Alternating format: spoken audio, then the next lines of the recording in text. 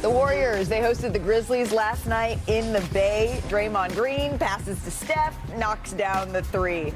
Next Warriors possession here, Shannon. Curry finds Green, who throws it up to Kuminga for the dunk. This is a dream. Look, Draymond Green being able to be facilitated on the inside, but of course, when you're seeing these types of plays. Jimmy Butler gets the ball, goes coast to coast for the layup, plus the foul. So Butler had 25 and 5 in this game. Kuminga 25 and 10. Early in the third quarter here, Green passes to Butler, kicks it out to Podziemski. This ball movement. It's kind of looking like strength in numbers. It is a little It's kind of looking like a team you should believe in. 23 for Podziemski, and then Kuminga kicks it out to Moses Moody.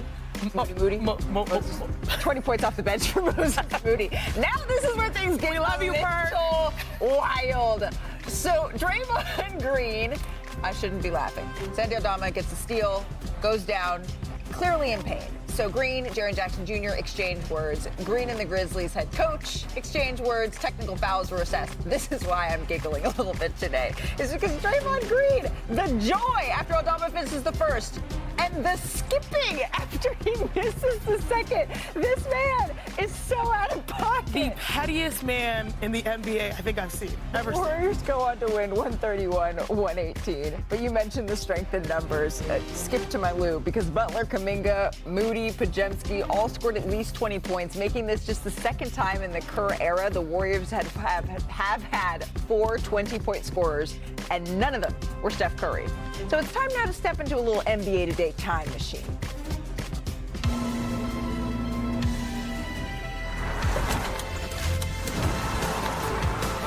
Stephen Curry, the new phenom. James Harden there, the number 3 pick in the first round. You've got the opportunity to bring him along slowly. Great pass across.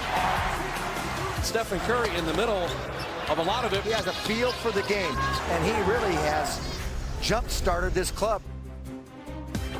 Can you believe it's been 17 seasons since these future Hall of Famers, since their careers began? Wow. Steph Curry, James Harden, they will face off tonight, the Clippers and the Warriors. So that brings us to the debut of a new segment. We thought we would ask, we've made some statements on this show over the course of this season. We wanted to make sure that we were doubling down on those. First up, heading into tonight's Clippers-Warriors game, the Clippers, they're currently plus 1,700 to win the title this season. The Warriors plus 2,000. Perk, are you sure that the Clippers have a better chance than the Warriors to win a title? Are we sure what now? Are you sure? The who? The Warriors. That the Warriors have a legit chance? I said, are we sure the Clippers have a better chance than the Warriors? The numbers say they do. Hell no. The numbers, hell no. I ain't never agreeing with the numbers in Vegas. That's them. I'm talking about what I'm feeling. Look, I told you the Warriors are my sleeper to win it all, and I mean that. Do you see the passion? Do you see how Steph is playing, the joy? Jimmy being a leader out there along with Draymond, but on top of that, Malika, Shanae, I'm depending on y'all. The role players are being what right now? Stars in their roles. There we go. So you get 25 points and 10 rebounds out of Jonathan Kuminga last night. Moses Moody come back and give you a 20-piece all flats off the bench. Podziemski is out there playing, being a star in his role to the T. He's developed a lot offensively. Hell no, the Clippers shouldn't be ahead of the Warriors at all. And the fact that the Warriors are getting back to what they did best, that made them a great team, development. It's not the fact that, Jonathan Kuminga had 25 points. It was that he was 9 for 14 and had 10 rebounds. He's doing what he needs to do to make this team successful. All right, let's see if Brian understands the game a little better, Perk. Next up, how about the Bulls? They defeated the Hawks last night to improve to 3-0 on the season. So Chicago has done this with a balanced attack, 6 players averaging over 13 a game. The Bulls have dropped plus 110 in 3 straight, 110 or more in 3 straight games to begin the season for the second time in franchise history. The last time was 85-86. That's when they had Michael Jordan. So, Brian, are we sure that the Bulls can't finish in the top 6 in the East? Did you just compare him to the Jordan Bulls? I'm sorry. No. Okay. Nope. That's our researcher SportsCenter over there dropping some numbers. So you said 6 guys over 13. There's like 9 players over 9 points a game. So that's terrific, team-wide scoring. Nikola Vucevic, who's in a contract year, is shooting the absolute lights out. Josh Giddey's averaging 19 and 9. They're getting up and down production in the lineup. The one thing about the Bulls that you can count on is that they always compete. This is a team that probably should have tanked at times in the past, but they always compete. I don't think that I'm going to change my opinion that they're still out of the play-in mix, but I think they definitely will be a team that's around 500 who will compete for the play-in, and that's where they've been the last 4 years. Yeah, they've been sort of that consistent play-in territory. All right, I got one more for you. How about Cooper Flagg? He struggled last night against the Thunder, only 2 points. He was on the bench during the Mavericks' comeback in the fourth quarter. You can see here he injured his shoulder on the first possession. His scoring average is 13 a game, dropping him to 6th overall in the rookie scoring, which has led VJ Edgecombe. He's leading the pack, 25 a game. So, Shanae, are we sure that Cooper Flagg is a consensus pick for Rookie of the Year? It is only October. It is a very, very small sample size. And I know he's now currently dealing with that shoulder, so I'm not going to say that it's wide open. VJ has been phenomenal, but I do think the gap is closer than we think. And so VJ, what he's been able to do, like you said, 24.5 points already to come out of the gate. Cooper, I do think there are impact stats like rebounding, like assists, that will help him, because if you average around 16 and 9, that looks strong, you know, but the way VJ has started, if it's sustainable, this will be a real race. Not to mention, the Eastern Conference is pretty interesting up at the top. You're saying they can... If the Sixers make things interesting, winning is always interesting, where that fits in NBA They've been in the gym this offseason. They've been balling, so we thought we'd go coast to coast with the Ballers. And naturally, that's where you start in Utah, because the Jazz, they got an overtime win thanks to 51 points from Lauri Markkanen, his career high, and the first Jazz player to break 50 in a regular season game in over 27 years since Malone. Brian, are teams around the league starting to pay attention here? Well, you know, Markkanen signed that huge contract extension before last season and then had his worst year in 3 years. His name was nowhere near the trade market. Now he's taking 11 three-pointers a game and making 42% of them. If that keeps up, that's going to change as far as the trade market goes. Yeah, there's going to be questions swirling, like what's going on in Utah. The Nuggets, they beat the Wolves last night. It was the 7th time that Jamal Murray had at least 40, and Nikola Jokic had a triple-double in the same game. Only Hall of Famers Wilt and Tom Gola have done it more times. Shanae, are we underrating them? Somehow we are, but you know what's still wild to me? To understand the fact that Jamal Murray has yet to be an NBA All-Star. Make it make sense. Now, over the past 5 or so years, they have been the best duo, big and guard in the NBA, but others have entered the chat. Chet and Shea and Cat and Brunson. So, but they still got it, sis. How about Austin Reeves? He's him. He followed up his 51-point night with 41 in a loss to the Blazers. That 92 points on back-to-back evenings, the most by a Laker over 2 days since Kobe in 2007. Perks, did you know Austin had this in him?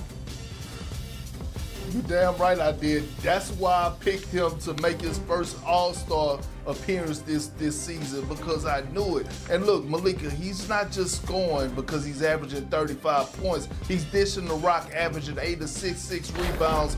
Austin, I am Reeves, him, knows he's him. They're going to need it without Luka for the next week. No Joel Embiid for Philly, but Tyrese Maxey picked the Magic apart. 43 points, 8 assists. And how about rookie VJ Edgecombe? Added 26 in the win. The Sixers are now 3-0 despite no Paul George, no Jared McCain, no Embiid. Shanae, what makes this backcourt so effective? Come hang with me. Let me talk nerdy to you. Here's what you need to know today. The 2 most explosive guards in the NBA to start the season are in Philly, Tyrese Maxey and VJ Edgecombe. Now, they have combined for 186 points this year. That's the most by a starting backcourt in the first 3 games of a season since 1970. Let's start with the All-Star, Tyrese Maxey. So far, he's shooting 52% from 3. He's knocked down 15. His three-point shooting has been elite. That's the most in Sixers history starting the season. But also, you guys know he's so good at finishing, although he's undersized. What's the matchup here? He's only 6'2", going up against Paolo Banchero, that's 6'10". But anytime you roll things back, we all know what LeBron James taught us, you're going to attack. Right here, he keeps the defender on his hip. There's someone that's great, Wendell Carter, for rim protection. It does not matter. He's able to kiss it off the top. Look at where he finishes his shot, this layup, in order to get it over the defender. He's very savvy with that. Tyrese Maxey has scored 111 points. More than the greatest in Philly, Allen Iverson, arguably, and right behind Wilt Chamberlain. And y'all know what they say about being in the stat line with Wilt.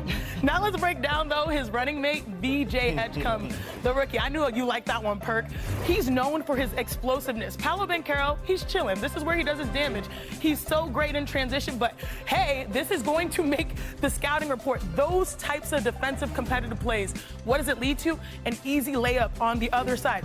That's VJ doing it. Look at the reach. Look at the contest. Again, now you know. Now you know. Now you're familiar with this game.